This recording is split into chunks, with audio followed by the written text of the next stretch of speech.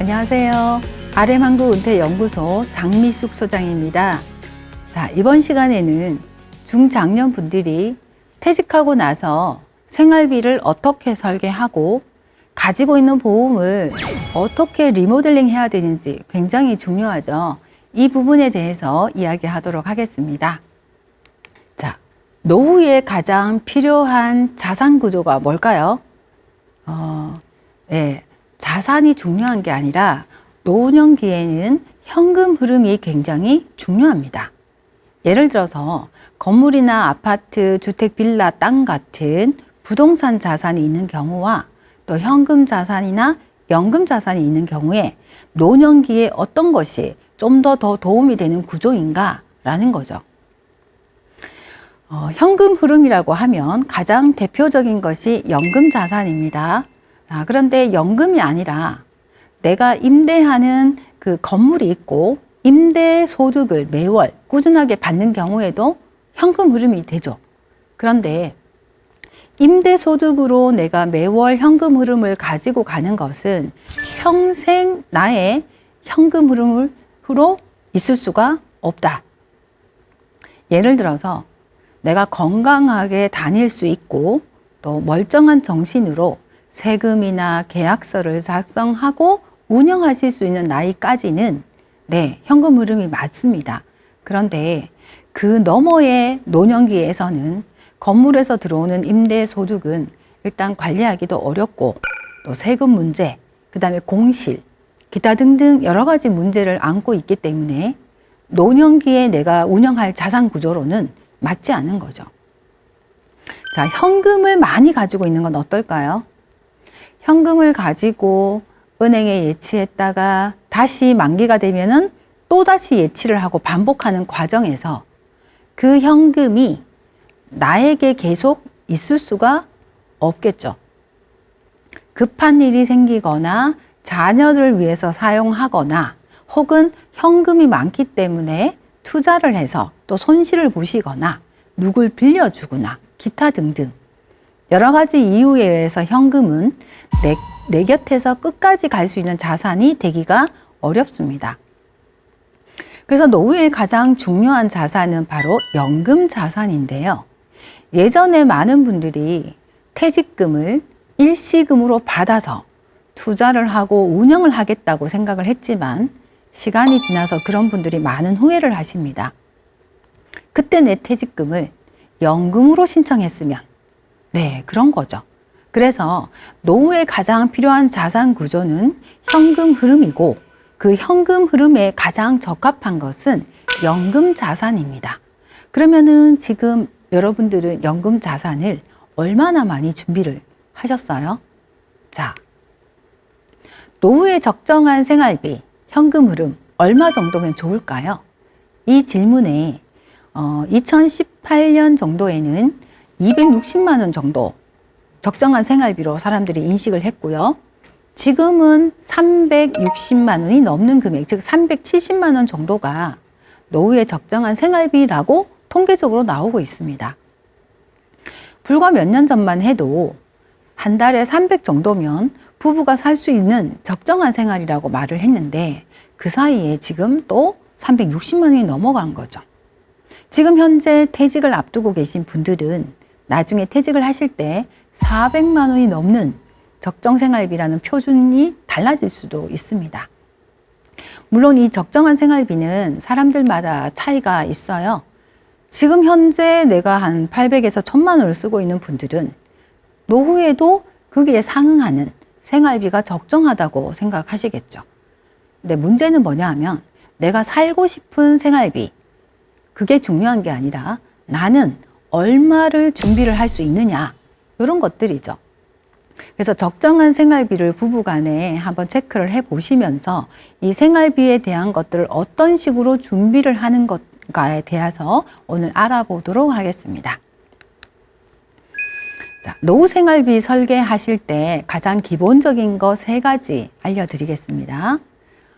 은퇴하시고 부부가 연금으로 생활할 때 생활비는 퇴직하기 전, 즉 은퇴하기 전의 생활비의 70%를 가지고 사시면 적합합니다. 자, 그러면 은퇴 전 생활비에서 30%를 줄인다는 거잖아요. 자, 생활비를 30% 줄인다는 거 생각보다 어렵습니다. 예를 들어서 500만 원 가지고 살고 있는 분이 70%를 산다, 즉 30%를 줄인다고 하면 한 달에 150만 원을 줄인다는 거잖아요. 잘 아시겠지만 소비를 늘리기는 쉽지만 내가 벌써 늘어나 있는 소비를 줄여가는 거는 굉장히 힘들죠. 그래서 퇴직하기 6개월에서 1년 전 정도가 되면 내가 한 달에 우리 가정에서 얼마를 쓰는지 항목별을 다 체크를 하셔서 이 중에서 줄일 수 있는 것들을 서서히 순차적으로 줄여나가는 연습을 좀 하시는 게 필요합니다. 그 다음, 부부가 같이 살다가 동시에 사망하는 경우가 좀 드물죠. 그럼 남은 한 사람은 얼마의 생활비로 살면 기존의 생활과 비슷한 수준으로 살 수 있을까? 네, 역시 마찬가지 부부가 함께 생활하던 그 생활비의 70%입니다. 그래서 두 사람이 살다가 한 사람이 사망을 하면 두 사람의 생활비 중에 70% 정도로 생활을 하시게 되면 남아있는 사람들의 생활 수준이 비슷하게 갈 수 있다는 뜻인 거죠. 자, 그 다음 나이가 들면서 이제 새로운 인컴, 소득을 가지고 가기 어려우시죠? 즉, 가지고 있는 현금 혹은 나의 자산을 조금씩 인출해서 쓰셔야 됩니다. 그런데 잘못 인출해서 쓰면 내 돈이 짧은 시간에 다 없어질 수 있고 잘 인출해서 쓰면 100살 가까이 그 돈으로 살 수 있어요. 자, 그러면 얼마를 인출해야 되냐? 4% 인출을 기억해 주시면 되실 것 같아요. 4% 수익 되는 곳에 내 돈을 넣어두고 4%씩을 인출한다. 자, 그러면 4%의 수익 어떤 의미일까요? 적어도 은행에 예치하진 한 거는 아니겠다. 은행의 예적금은 4%를 고정적으로 줄 수가 없죠. 다시 말하면 투자를 해서 4% 정도의 수익을 유지해 나가는 그런 상태를 의미하는 겁니다. 자, 그런데 제가 감히 말씀드리지만 내 자산이 다양한 투자처에 들어가 있을 때 그리고 은행 이자가 베이스에 있을 때 4%, 연 4% 정도의 수익을 내는 거는 저는 어렵다고 생각하지 않습니다. 핵심은 뭐냐 하면 역시 제가 항상 강조하는 내 돈이 물가 상승보다는 위에서 놀고 있어야 된다. 즉, 내가 일하지 않아도 나의 돈이 물가 상승보다는 높은 곳에서 나에게 수익을 가져다 주는 곳에 들어 있어야 된다라는 거죠.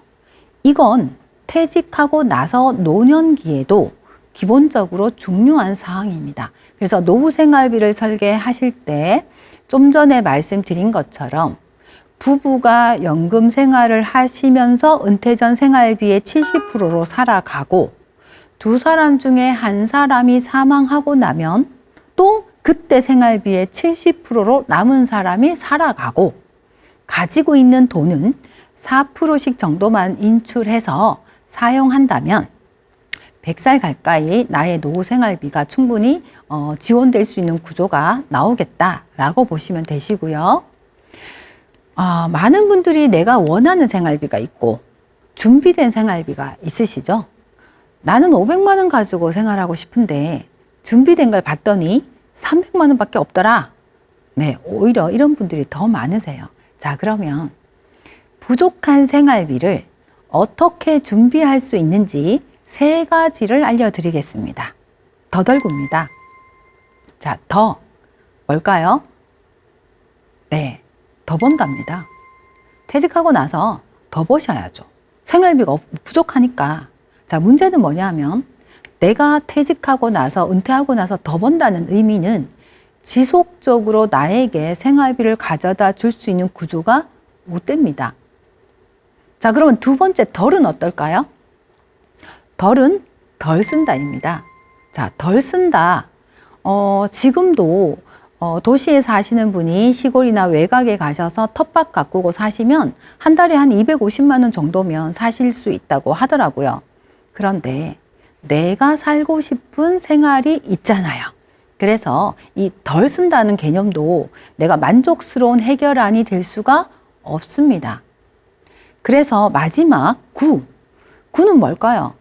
자, 구가 뭘까요? 물으니까 누가 구질구질하게 산다 뭐 이렇게 얘기를 하시는데 아니고요.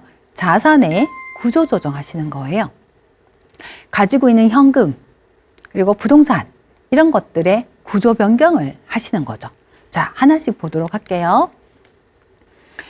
만약에 지금 내가 연금 자산을 가지고 있다고 하면 그 연금 자산은 연금으로 받으세요. 자, 연금으로 받는 방법은 뒤에서 설명해 드리겠습니다. 자, 내가 연금이 부족하다. 그러면 현금 자산을 구조 변경하실 거죠. 자, 현금 자산을 연금으로 바꾸는 방법입니다. 월납으로 해서 연금을 가입하는 방법 있습니다. 대신에 월납으로 연금을 가입하면 연금 개시 전까지 거치 기간이 있기 때문에 조금 기간을 두고 연금을 지급받는 구조가 되겠죠. 근데 나는 한 달 뒤부터 바로 연금으로 받아야 해 라는 분들은 월납연금이 아니라 즉시연금이나 월지급신연금에 목돈을 넣고 한 달 거치하셔서 바로 연금을 개시하시면 되십니다. 이때도 이제 연금 가입하실 때 공시이율로 가느냐 혹은 투자 상품으로 가느냐 이런 것들에 대해서 자산이 조금씩 달라질 수 있겠지만 기본적으로 내가 갖고 있는 현금을 연금으로 변형시키는 거 구조조정에 대한 이야기입니다.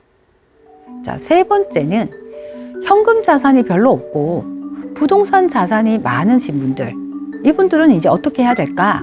네, 연금으로 구조 변경하는 것 중에 자, 주택과 농지는 주택연금을 신청하거나 농지연금을 신청하시면 바로 연금으로 구조 변경 되십니다. 근데 농지연금은 생각보다 조건이 조금 까다롭습니다. 그리고 주택연금은 요즘 많은 분들이 관심을 갖고 있고 또 제가 강의를 할 때 들으시는 많은 중장년분들의 부모님들이 또 주택연금을 가입을 많이 하시고 계셔서 이 부분은 뒤에서 한 번 더 짚어드리겠습니다.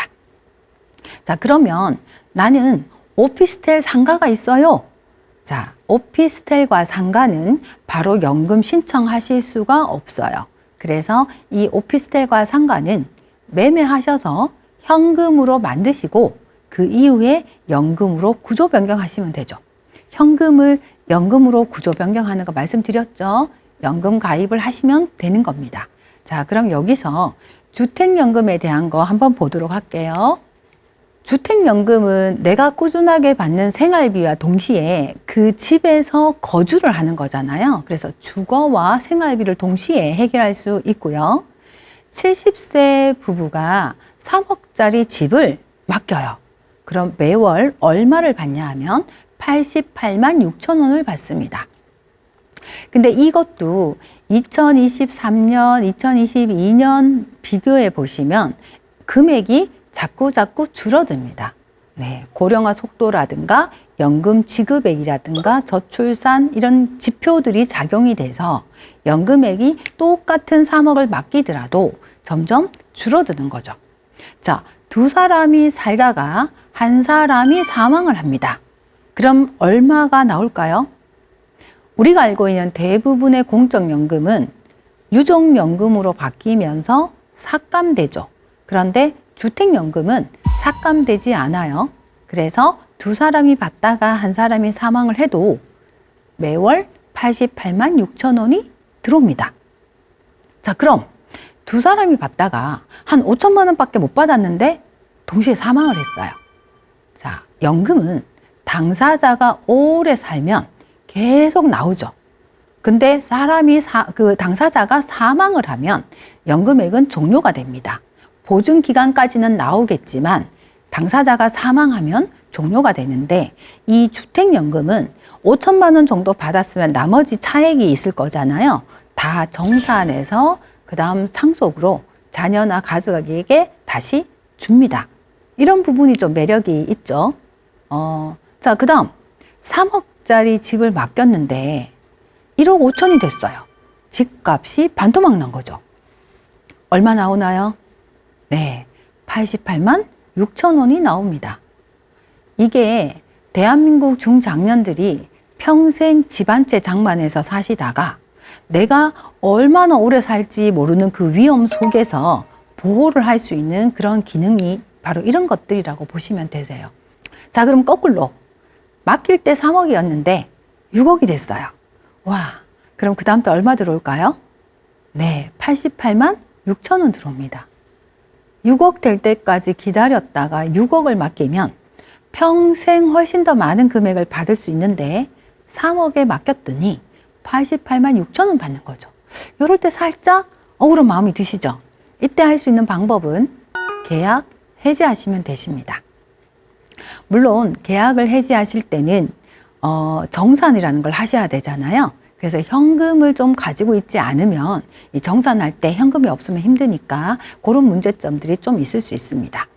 자, 그 다음에 이 주택연금의 가입 요건을 잠깐 보시면요.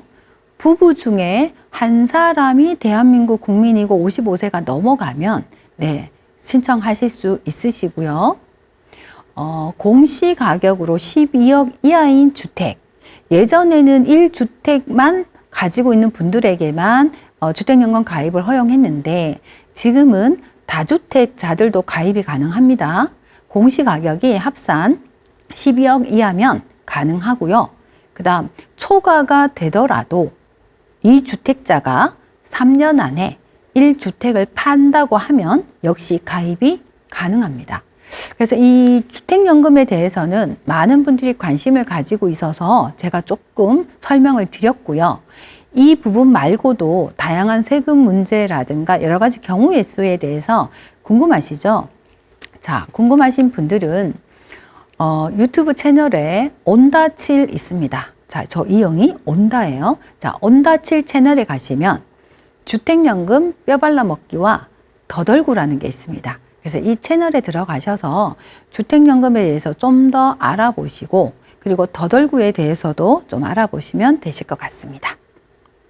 자, 그러면 유족연금은 얼마나 도움이 될까? 굉장히 중요한 부분이죠. 맞벌이 하시는 분들도 있고 또 국민연금을 부부가 한꺼번에 받으시는 분들도 계시고 그 다음 전업주부들의 경우에는 남편의 연금에 또 이렇게 기대어 있으시는 분들이 있으시잖아요. 이런 분들은 과연 나의 배우자가 사망했을 때 유족연금이 나한테 얼마나 도움이 될까의 부분을 한번 보도록 하겠습니다. 퇴직을 하고 나면 노년기가 세 구간으로 나뉩니다. 70세, 60에서 70 사이에 활발하게 활동을 하시는 시기, 활동기라고 합니다. 그 다음 70세 이후부터 80세까지는 그 활동이 조금씩 줄어들고 몸이 뭔가 아프기 시작하면서 의료비가 증가되는 시기, 회고기 혹은 회상기라고 하죠. 그 다음 80이 넘어가면 우리는 간병기라고 합니다. 자, 그러면 부부 라이프 사이클을 제가 딱 그려놨는데 남편이 먼저 사망하네요. 그리고 아내가 홀로 살게 될 확률이 높죠. 아내도 역시 간병기를 거쳐서 생을 마감하게 되는데 자, 아내가 홀로 남는 저 시기에 남편의 유족연금이 얼마나 도움이 될까 보도록 하겠습니다. 자, 첫 번째는요. 두 부부 중에 한 사람만 연금을 가입을 했고 그 사람이 사망을 한 케이스죠. 자, 이럴 때는 배우자 연금의 60%를 받습니다. 국민연금, 공무원연금 동일합니다. 물론 국민연금은 20년 이상 납입했다는 조건 하에서 60%예요. 자, 그 다음 두 번째는 부부 둘 다 국민연금을 가입을 한 거죠. 자, 잘 아시겠지만요. 국민연금을 가지고 있는 두 부부는 각자 거를 다 받으면서 상대방 거를 받기가 어렵습니다. 그래서 배우자 거를 받게 되면 60%, 아니면 나의 연금을 받기로 하면 배우자 연금은 18%만 받게 됩니다. 그래서 이 두 가지를 놓고 맥스, 가장 큰 금액으로 받으시게 되는 거죠. 그 다음 세 번째는 둘 다 부부 공무원인 거죠. 자, 부부 공무원은 본인 연금 받습니다. 그리고 배우자 연금은 30%만 받으시게 되는 거죠. 자, 네 번째는 부부 공무원, 한 사람은 공무원, 한 사람은 국민연금을 받으시는 경우가 되겠죠. 자, 서로 다른 연금이잖아요. 이런 경우에 본인 연금 받습니다. 배우자 연금 60%를 받게 되죠. 자, 좀 더 세부적으로 보도록 할게요. 자, 첫 번째 사례는 배우자 연금 100만 원씩을 받다가 배우자가 사망한 경우입니다. 자, 예를 들어서 배우자가 국민연금을 받고 있었다. 그러면 유족연금 60%를 받겠죠. 그런데 가입 기간이 20년이 넘은 경우가 60%고요.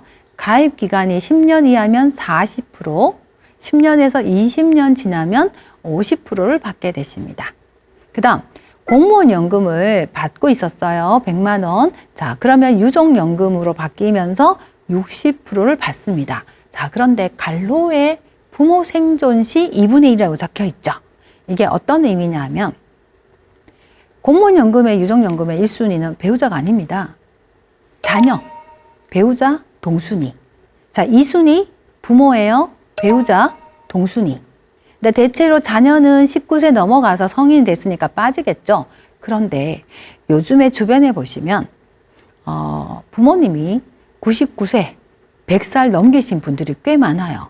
다시 얘기하면 공무원 연금은 배우자가 다 혼자 1순위가 아니라 동순위이거든요. 그래서 부모님이 살아 계신다고 하면 반으로 줄어든다. 이게 이제 차이점이 있는 거죠.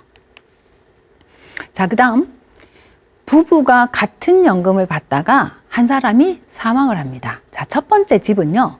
부부가 둘 다 국민연금을 받는 경우예요. 자, 그러면 배우자의 유족연금을 선택하면 60%만 받고 내 연금은 못 받죠. 포기하셔야 돼요. 그래서 60만 원. 그 다음 내 연금을 받는다라고 하면 100만 원 받고 배우자 연금은 18%를 받으니까 118만 원이 되겠죠.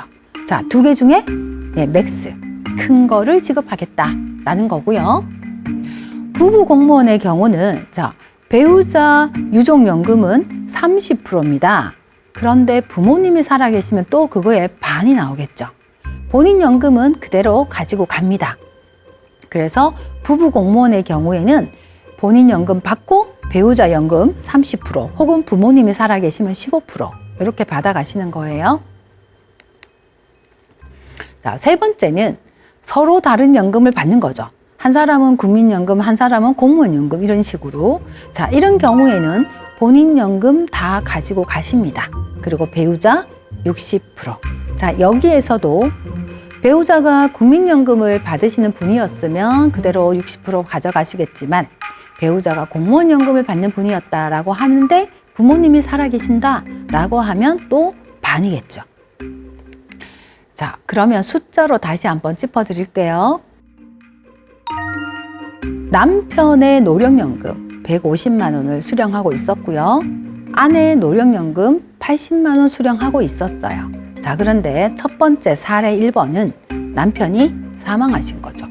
자, 여기서 유족연금을 선택을 하면 아내는 본인 연금을 받지 못합니다. 그래서 남편 연금의 60%를 받으니까 90만 원이 되겠죠. 그 다음 두 번째는 유족연금을 포기했다. 그러면 본인 아내가 받는 80만 원에 남편 연금의 18%를 받아요. 107만 원. 자, 두 개 중에서 맥스, 큰 금액을 받아갈 수 있다는 거예요. 그 다음 사례 두 번째는 이제 금액이 작은 아내가 사망한 케이스죠. 자, 만약에 유족연금을 선택하면 아내의 유족연금의 60%니까 48만 원을 받겠죠. 남편의 150은 포기하는 거예요. 자, 그 다음 유족연금을 포기해버리면 본인 연금 받으시고 그 다음에 아내 연금은 18%를 받게 됩니다. 그럼 164만 4천 원이 되겠죠. 결국은 두 개 중에 큰 금액을 받게 되겠죠. 요게 국민연금의 경우입니다. 자, 그러면 지금 앞서서 보신 것처럼 생각보다 유족연금이 되고 나면 남아있는 사람한테는 큰 돈이 안 될 수 있어요. 그래서 우리는 개인연금 준비를 다 많이들 하셔야 되는데 가지고 있는 개인연금을 어떻게 개시하면 좋은지가 또 굉장히 중요하죠. 퇴직했다고 해서 가지고 있는 모든 연금을 종신까지 받으면서 다 개시하실 필요 없습니다.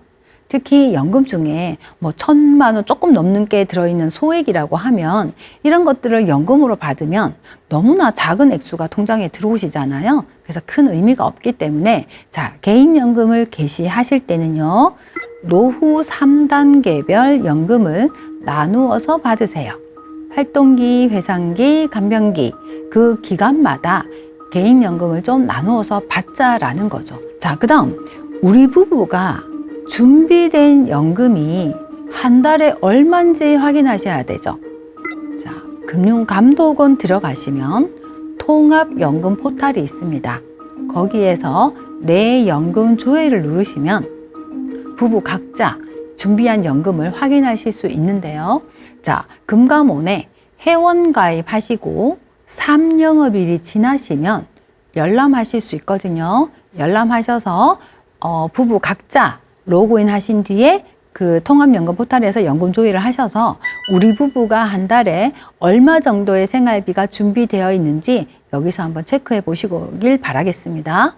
자, 딱 체크했는데 내가 살고 싶은 생활비보다 부족하다. 어떻게 하시면 되죠? 네, 더덜고 하시면 돼요. 더덜고 중에 가장 중요한 자산의 구조 변경하셔서 내가 원하는 생활비를 채우시면 되십니다. 여기서 하나 더 짚고 넘어갈 거, 세제 적격연금, 연금저축, IRP 이 두 계좌는 합쳐서 1년에 1,500만 원 넘어가면 또 세금 문제가 있다고 말씀드렸죠. 그래서 분리과세 세금을 따로 하든지 아니면 종합과세로 신고를 하든지 해서 세금을 내야 하기 때문에 1년에 1,500 넘기지 않도록 받자. 이렇게 기억을 하시면 될 것 같아요. 자, 개인연금을 다양하게 아까 세 구간에 나누어서 받으시는 거 설명 다시 한번 드리면 자, 퇴직하고 70세 안쪽 활동기입니다. 자, 요때는 5년이든 10년이든 연금 개시 기간을 조금 짧게 하셔서 연금을 받으세요. 그 다음 70세 넘어가면 가지고 있는 연금을 또 이어서 개시하셔서 받으시는 거죠. 종신까지. 생활비에 얹어서 가시는 거예요. 그 다음 세 번째, 80세 넘어가는 시기, 간병기입니다. 이때 가지고 있는 연금을 하나 더 개시하셔서 종신까지 받으시는 거예요.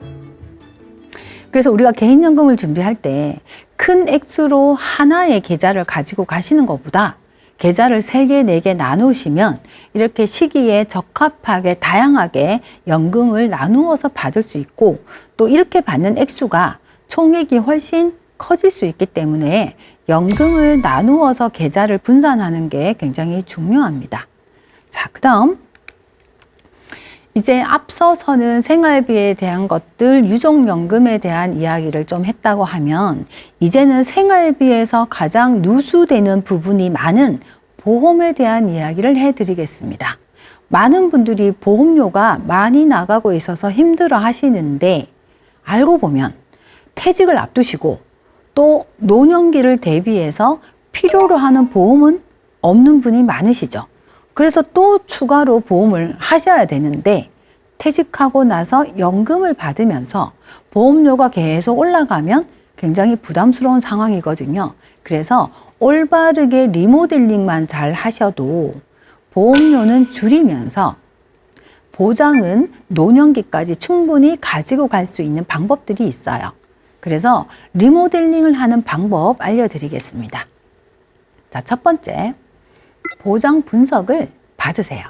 전문가를 통해서 보장 분석 받아서 내가 가지고 있는 보험 전체를 한눈에 들여다보시는 그 작업을 한번 하셔야 돼요. 그 다음, 불필요한 보험은 정리하셔야 되는데 그중에 대표적인 게 갱신보험입니다. 갱신보험은 가입하기 너무 쉽죠. 몇만 원 하지 않으니까 싸단 말이에요. 그래서 계약은 쉽게 하는데 계약하는 순간 폭탄 하나를 들고 가시는 거죠. 갱신이라는 거는 뭐냐 하면 자동으로 평생 보험료를 내는데 갱신될 때마다 보험료가 다 인상되는 거죠. 가장 대표적인 게 이제 실손의료비인데, 실손의료비는 대한민국에서 갱신형밖에 없기 때문에 우리가 비갱신으로 고를 수는 없어요. 다만 1세대, 2세대 실손의료비를 가지고 계시는 분들은 이 보험료에 대한 부담을 확실히 느끼는 거죠. 지금 제가 증권 분석을 해보면 60세에 가까이 오시는 분들 1세대, 2세대 실손의료비만 한 달에 25만 원이 넘어가시는 분들이 꽤 많아요. 이 25만 원 넘는 금액이 퇴직하고 나서 어느 순간에 30, 40 이렇게 넘어가는 거죠. 그래서 갱신보험은 언젠가는 버릴 수밖에 없는 그런 하나의 폭탄의 보험이다라고 인식하시는 게 좋으실 것 같아요. 그 다음 노년기에 필요한 보험을 준비해야 된다고 되어 있는데요. 자, 보험은요, 시대가 바뀌면 새롭게 필요한 보험이 생겨납니다. 예를 들면 요양보험이나 간병보험이나 뭐 치료비나 이런 것들은 과거에는 크게 없었지만 이제 고령화 시대에 노년기가 길어지다 보니 이런 간병이나 요양, 치매 이런 보험들이 새로 생겨난 거죠. 그러면 나는 앞으로 퇴직하고 나서 노년기를 보내야 될 사람이잖아요. 그래서 그 새로운 보험들을 준비하셔야 된다는 의미예요. 그 다음 준비를 하시되 가성비 있게 준비하시고 가족력을 고려하시기를 부탁드리겠습니다. 자, 그럼 이 리모델링 하는 방법을 하나씩 보도록 하겠습니다. 첫 번째, 우리가 보험을 준비할 때 올바른 보험을 준비를 하려고 하면 세 가지 기준이 있어요. 자, 보장 기간, 가능한 한 긴 게 좋습니다. 그래서 내가 중간에 어떤 병이 생겨서 보장이 끝난 상태에서 재가입을 못할 수도 있고 또 나이가 많아져서 보험료가 인상되어 있을 수도 있기 때문에 가능한 한 보장 기간이 긴 상태에서 비갱신으로 가입을 하시면 일정한 금액으로 길게 보장을 보실 수 있습니다. 자, 그 다음 보장 범위죠. 예를 들어서 지금 많은 분들이 옛날 보험 중에 뇌출혈, 뇌경색, 급성 심근경색 가지고 있습니다. 이 세 가지는 보험금을 받으실 확률이 굉장히 낮아요. 그래서 이거를 확장해서 넓은 범위에서 내가 보장을 받으려고 하면 뇌혈관 질환이나 허혈성 심장 질환으로 보험을 다시 정비를 하셔야 되죠. 그 다음 암보험의 경우에도 회사마다 일반암의 범위가 달라요. 그래서 가능한 한 범위가 넓은 회사 거를 조금 구매하시고요. 그 다음에 다양하게 보장받을 수 있어야 돼요. 보험을 우리가 볼 때 굉장히 저렴한데 보장이 너무너무 커. 예를 들면 뭐 19,000원만 내면 사망하면 10억을 준다고 하죠. 이런 보험 가입하시면 안 되십니다. 사망해서 10억을 받으려면 굉장히 힘든 조건을 맞춰야 된다는 거죠. 그래서 보험료는 싼데 보장 금액이 아주 크다. 못 받는 보험이구나 라고 생각하시면 더 쉬울 것 같네요. 그 다음 세 번째 보장 금액입니다. 내가 가지고 있는 보험은 물가 상승을 따라가야 됩니다. 2000년도 이전에는 암진단비 500만 원만 가지고 있어도 그 시대에는 맞았어요. 근데 지금은 맞지 않죠. 그래서 시대가 바뀌면서 물가에 따라서 입원비라든가 수술비 혹은 진단비 이런 것들이 현 시점에 맞게끔 보장 금액이 잘 측정되어 있는지 체크해 보셔야 되는 거예요. 갱신보험의 위험을 한 번 더 짚어드리자면 예를 들어서 100세 만기에 20년 납 보험을 가지고 있어요. 근데 그 속에 5년마다 갱신되는 특약이 들어있다.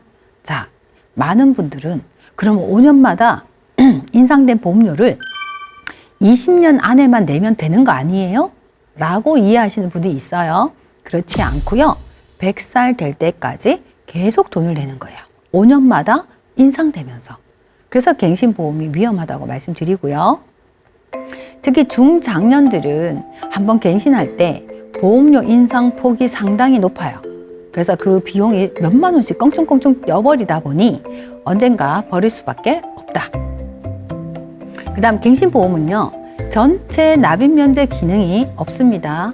예를 들면 내가 한 달에 15만 원의 비갱신 보험을 가지고 갔다라고 하면 암이라든가 뇌졸중, 심근경색 혹은 장애 이런 것들에 의해서 전체가 납입 면제가 되는 경우가 있죠.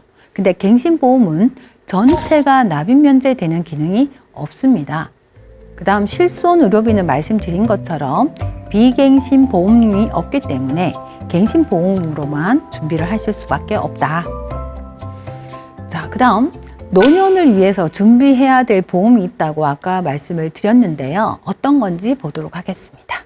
자, 일단 암, 뇌, 심장 요 3대 진단비는 말씀드린 것처럼 굉장히 중요합니다.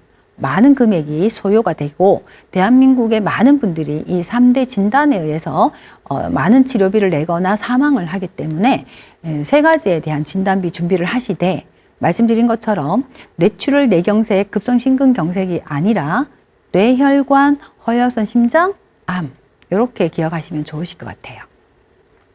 그다음 진단비는 한 번 받으면 끝나죠. 그래서 반복되거나 혹은 재발되거나 전이 되는 경우에 그다음 치료비가 없어요.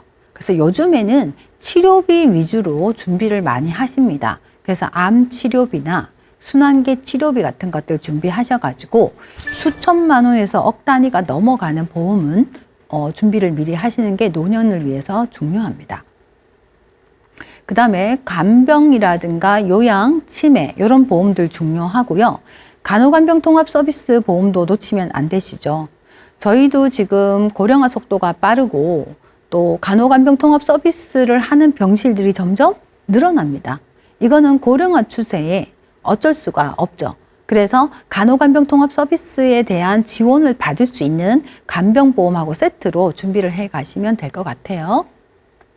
그 다음에 실손의료비가 갱신이기 때문에 갱신될 때마다 어떤 비용 부담은 있지만 그럼에도 불구하고 가성비가 상당히 높은 건 사실이라서 이 실손의료비에 대한 것도 준비를 하셔야 되는데 자, 내년에 5세대 실손의료비가 변경될 예정이죠.